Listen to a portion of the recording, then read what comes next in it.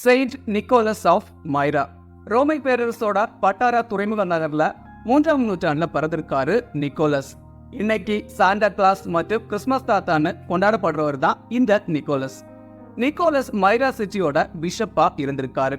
ரோமை பேரரசன் 1ஆம் கான்ஸ்டான்டினோட கேள்விக்கு பதில் அளிச்ச பிஷப்புகள்ல நிக்கோலஸும் ஒருத்தர்.